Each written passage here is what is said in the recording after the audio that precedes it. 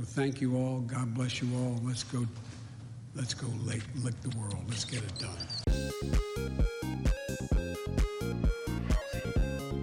It's not normal for the world to simply have a unipolar power. What kind of diplomacy, JD, you are speaking about? What do you mean? I'm talking about the kind of diplomacy that's going to end the destruction of your country.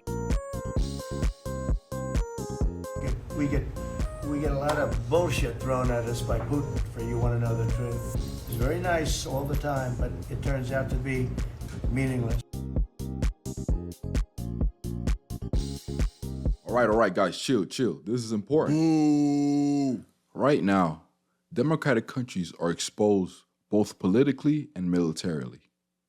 If they can't figure out how to patch up these weaknesses, they're not going to be around for much longer. Ooh. Man, turn the music back up, man.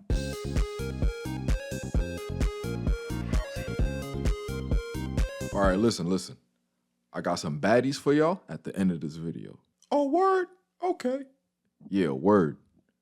All right, let's begin. Just bear with me. Just pay attention real quick, okay?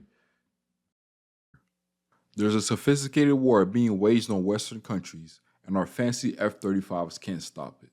Politicians are just sitting there and pretending like everything's going to be fine. It isn't.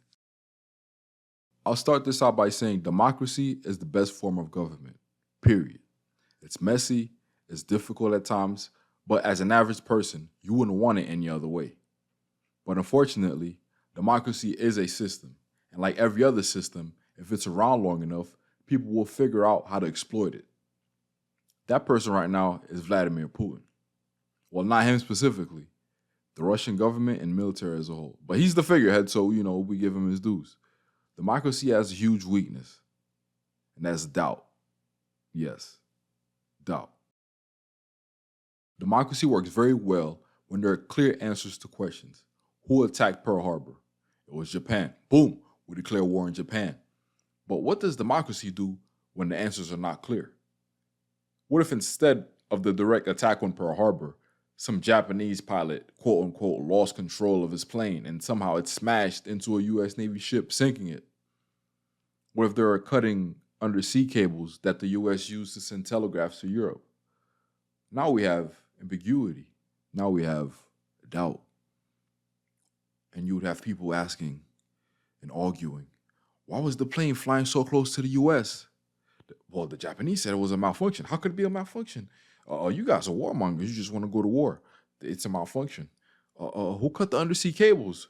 Well, there were a couple of sailors saying they saw a Japanese ship, but how could you know for sure? Maybe you guys are just racist. Or how do you know it's Japanese? Or what if it's just something else? You know what happens now, right?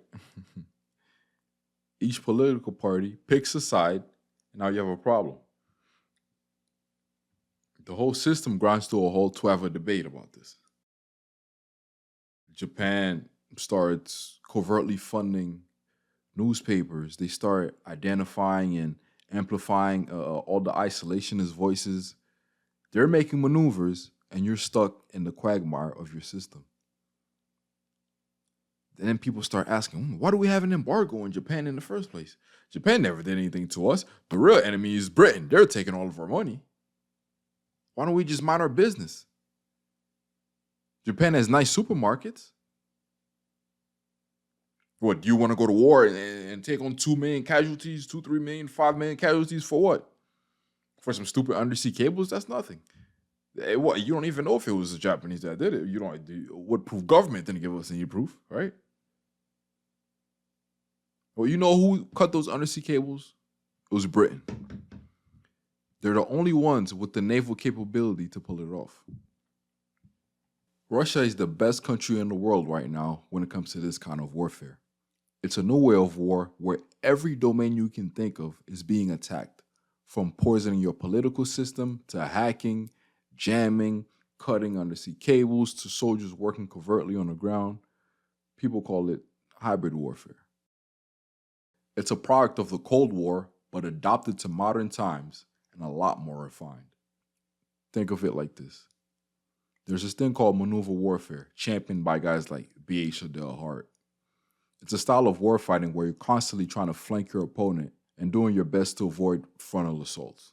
It requires a high degree of skill and coordination. It's the way all the top flight militaries of the world would fight, the US, France, etc., right? There's also something called the external maneuver. It's when you're doing everything you can outside of the battlefield to affect the battlefield.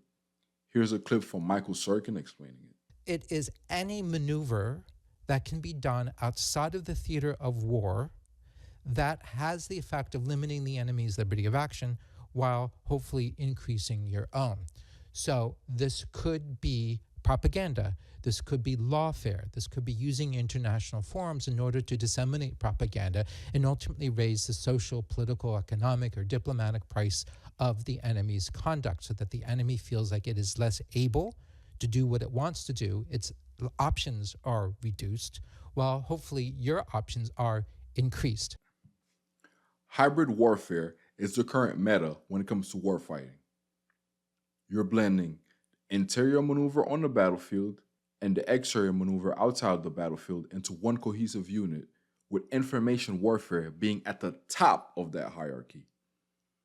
Much different from a Clausewitz, where he would say things like, war is a continuation of politics by other means, where you think there's a line where politics stops, you appoint a 5-star general, and physical war begins. In modern hybrid war, that line is blurred. Okay, man, we get it. Where the baddies at, though? We need the baddies. Listen, I said you could get the baddies after. Just a few more minutes, okay? A few more. Just this is important. You want to listen to Mad Dog Mathis? I got Mad Dog Mathis over here. A dog? Man, what the? These wars are going to be fought among the people, and we're going to have to be able to achieve influence over many audiences. You cannot do that unless you interact with those audiences, and certainly the people who are in the contested zone, what we call the battlefield, what the NGOs call the humanitarian field. We're going to have to deal on human levels with human beings and not think technology or tactics by targetry is going to settle the whole war. It's going to demand a whole of government approach, and we have some problems there. You all know that. So war is being waged on all fronts simultaneously. Physical, psychological, cyber, economic, sabotage, etc., anything you can think of. But get this, what makes it so dangerous, it's that all of these things are subordinate to the information warfare. That's why it's so dangerous to democratic countries. It forces them to always operate in doubt, and democratic systems hate that. Governments by the people, of the people, for the people. But the people are retarded. If a North Korean cargo ship starts to GPS jam your civilian airliners, do you sink that ship, or is that disproportionate? Well, wait till Congress or Parliament or whatever convenes and let them debate this, and then wait 2 years until they come to a conclusion. Or do just allow your president to just attack anything that's ambiguous, further increasing his power. Well, what if he starts making up things to attack people now? Well, now you're having this debate and you're behind the curve, right? You can watch this debate in real time with Russian drones crossing over into Polish airspace. Is it a mistake? Is it intentional? Well, Russia's maneuvering and you're basically just stuck debating. All right, you're already behind the curve. Let's take a look at the Ukraine war, for example. The Ukrainian population was moving towards the EU and Russia just couldn't get their way politically. So for their main narrative, they're going to place the blame on the US and Europe. We can't get our way because the US and the Europeans are meddling in Ukraine. And in early 2014, US diplomat Victoria Nuland's phone somehow gets tapped, and they leak a call between her and the US ambassador. But we only got a small portion of the call. We never got the full call. So obviously this is intentional leaking to further Russia's information warfare. Good. So I don't think cleats should go into the government. I don't think it's necessary. I don't think it's a good idea. Yeah, I mean, I guess you think what, in terms of him not going into the government, just let him sort of stay out and do his political homework and stuff. I'm just saying. Because if you actually cared about the truth, quote unquote, or whatever, you would just put out the full call, right? So this is not about the truth. This is about framing a narrative. So we have no idea what that phone call is fully about. And then Russia invades Crimea. They take over government buildings, whatever, and then they deny it's them until they have full control of the whole thing. And then they're like, yeah, it's us. Oh, sorry. And they begin a separatist movement in Donetsk, Luhansk, and they also seize government buildings in those places. And boom, the Donbass war begins. And Russia starts inserting their own troops and equipment into the region while trying to maintain some plausible deniability, even though everybody knows it's them, really. Then the Obama administration starts training and equipping the Ukrainian military because they remember what happened in Georgia and knew what was coming next. Enough of a Russian aggression. Досить вже російської агресії. It is time for them to pay a heavier price. Час вже щоб вони заплатили важчу ціну. I believe you will win. I am convinced you will win, and we will do everything we can to provide you with what you need to win.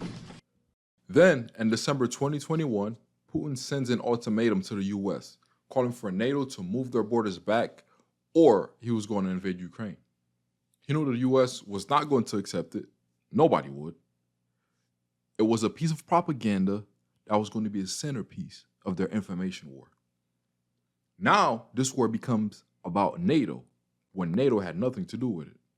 Sort of like the same way the U.S. founding fathers wrote the Declaration of Independence, knowing that England was not going to accept it, but that wasn't the point.